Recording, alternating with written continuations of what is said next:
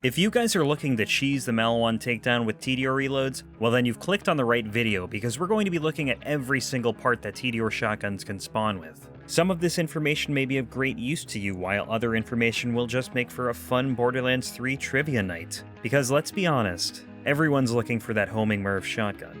If you don't know, Tediore shotguns deal quite a bit of damage when you throw them. Now with Tediore shotguns in particular, the damage dealt by the reload is determined as follows. Multiply the number of projectiles by the base damage on the gun, and then take about 45% of this number. It's not always 45%. I've seen it as low as 42, so there's a range here, but it's pretty close. Then multiply this total number by the number of shots left in the reloaded gun to get the final damage.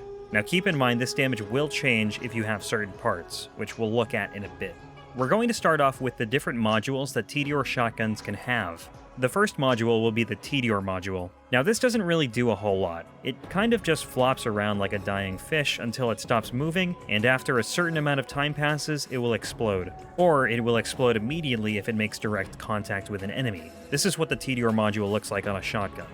Then we have the bouncy module. With this module, your thrown weapon will bounce off of the ground multiple times before it detonates after a certain amount of time passes, or it will detonate when impacting an enemy. This is what the part itself looks like. Next, we have the homing module. You can probably guess what this one will do, but I'll tell you anyway. Your reloaded weapon will now home in on a nearby target and will detonate on impact with anything, be it the enemy it's going after or any surface. If there is no nearby target, it will continue flying until it explodes after a set amount of time. Here's the homing module. It looks like it has some sort of rocket propulsion system. The last module is the leg module. When you throw your gun, it will land on the ground with a set of legs under it or stick to a surface until an enemy is nearby, at which point it will chase down the enemy and explode when it gets near them. If no enemy is nearby, it just sits there alone on the ground looking sad. If this is the case, you can give it a friend. Either way, your reload will blow up after a certain amount of time. Now, having a leg module on your gun will actually reduce the damage of the reloaded weapon, dealing 75% of the damage that it normally would. That's it for the modules, and now we're going to dive into the rest of the parts. But before we do, there are two things I want to mention. First, Tediore shotguns don't have a magazine part. Now, this means that all Tediore shotguns have a base magazine size of 8. This can be changed by a number of parts, which we'll see in a bit. Second, they have a base reload speed of 2 seconds. Now on other guns, the magazine determines the base reload speed. But again, Tediore shotguns don't have a magazine, so there is nothing influencing this. Also, they don't have any parts that change reload speed, so it will always be 2 seconds. Now we're going to look at the body of the gun. The body will be the same on all Tediore shotguns no matter the rarity, and the body can spawn with 3 accessories. The first will increase your damage by 10%. The second will provide a 10% magazine size increase at a cost of a 10% accuracy penalty and a 5% damage penalty. You have to be careful with this one because with 8 shots, a 10% mag size bonus isn't enough to give you another round, so you'll just get the damage and accuracy penalties for nothing in return. The last part will give you a splash damage radius increase of 20%. Next, we're going to take a look at the different barrels, which give the guns their base names and stats. The barrels are the Everblast, the Fastblast, the Powerblast, and then the alien barrel, the Elderblast. Now, the non-alien barrels each have a part that will affect the mechanics of the reload, which we'll cover as we get through them.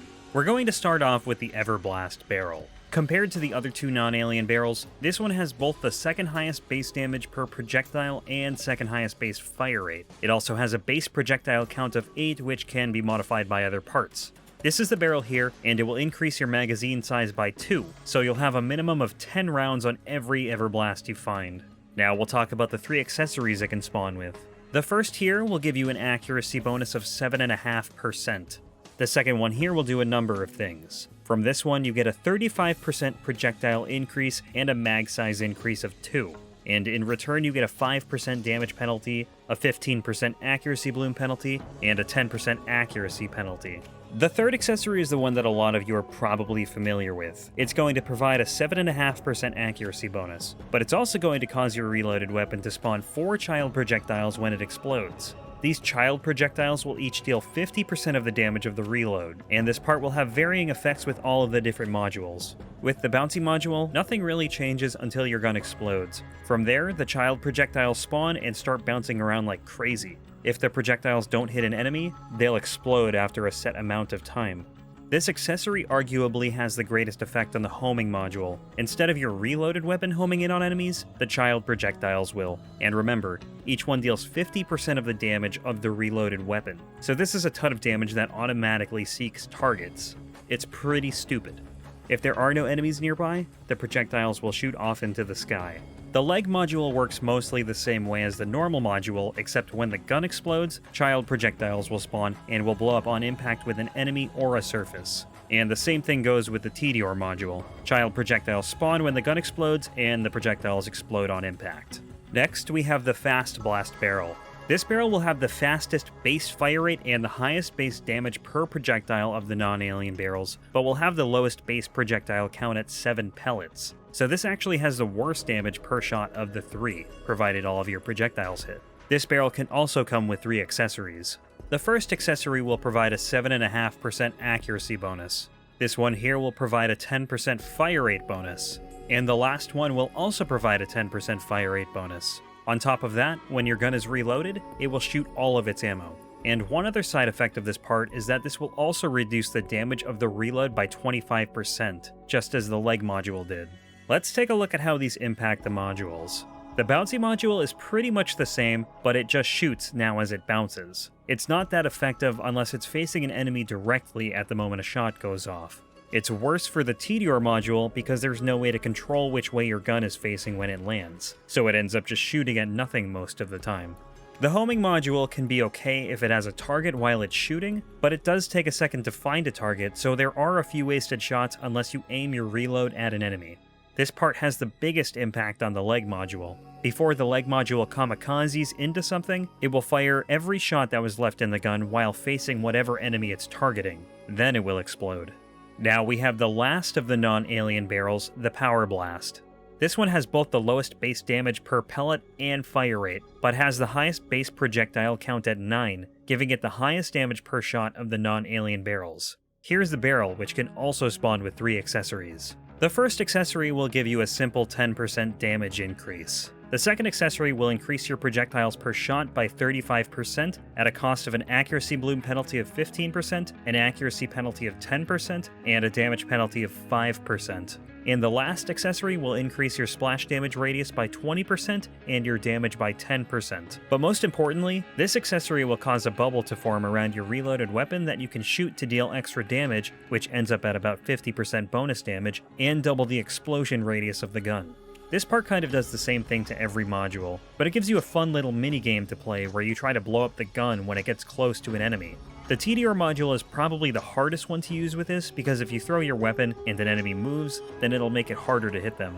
The bouncy module can make the reload path unpredictable depending on what it hits, but it can work as long as you try to aim it and are quick to shoot it. With the leg module, while it's chasing an enemy down, you can get ready to shoot it then blow it up when it gets close. The homing module makes it pretty easy because it flies through the air, so you can just shoot it right before it hits its target. It's harder with closer targets though because the bubble doesn't form right away. Finally, we have the Elderblast, the alien barrel. This one doesn't have a part like the other 3 where it impacts the module. Instead, it shoots a single projectile that has a pretty large splash radius. The reload will deal 100% of the base damage of the gun times the number of shots remaining, and it also leaves behind a puddle of whatever element the gun comes in, dealing damage over time to any enemies in the puddle. The Elderblast barrel itself comes with a magazine size increase of 4 and a base splash damage radius of 300 on your projectile. This is where that big splash radius comes from. Purple versions of this gun will spawn with 1 accessory that will further increase your splash damage radius by 20% and also a magazine size increase of 10%. Next, we're going to take a look at the 5 grips, a few of which will affect your reload. The first will provide a 5% fire rate increase. On top of that, if you have an Everblast with the Merv accessory, then this will give you 1 additional child projectile. This is ideal if you're trying to min-max your Everblast damage. If you don't have the accessory, well, at least you get a fire rate bonus, right? Anyways, this next grip is going to do a number of things. It will decrease your recoil height by 15% and give your fake magazine 2 more rounds. Both come at the cost of a 5% damage penalty and a 10% accuracy penalty. In addition to this, it will give your reload rocket boosters that will propel your reload at a faster speed. And they're not messing around with this rocket boost. It can take your reload across the map in a few seconds. However, the rocket boost isn't immediate, so it probably won't help much with targets that are close by.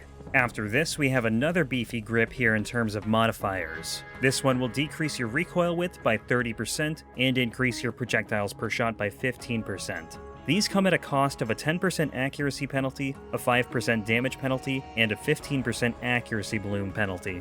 The next grip will provide a splash damage radius increase of 20% and an accuracy bonus of 20%.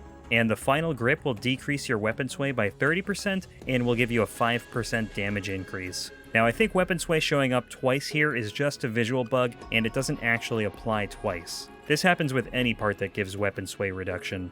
Now we'll take a look at the foregrips. The first one is going to give you a 50% projectile per shot increase and a damage increase of 5%. In return, you receive a 4.5% accuracy penalty and a 25% accuracy bloom penalty. Also not shown here is the fact that your shots with this foregrip will cost 1 extra shot. Now this is the ideal part if you're trying to maximize the damage of your reload because that damage scales with the number of projectiles per shot. The next foregrip will decrease your recoil height by 30% and will give you a 5% accuracy bonus. After this, we have one that will decrease your recoil width by 15% and increase your magazine size by 2, but in return you lose 5% damage and take a 10% accuracy penalty. The fourth foregrip is going to give you a 20% splash damage radius increase and 5% more damage. And lastly, this one will give you a 30% weapon sway reduction and a 5% fire rate bonus. Next, we come to the scopes. Tediore Shotguns can have 4 of these. The first will increase your zoom by 1.5 times. The second will provide 2.2 times zoom. The third one here will give you 2.9 times zoom. And the fourth one will give you 4.5 times zoom. You can also get a gun without a scope. Now we come to the elements. I'm sure no one's surprised when I say Tediore Shotguns can come in all elements, these being fire, shock, corrosive, cryo, and radiation. A gun with no element will probably be the most common though. There's a lot going on here, so here's a table with everything that we've covered. All of this information and information for other parts can be found in the spreadsheet linked below if you would like to take a look. That's all for Tediore Shotguns, guys. See ya!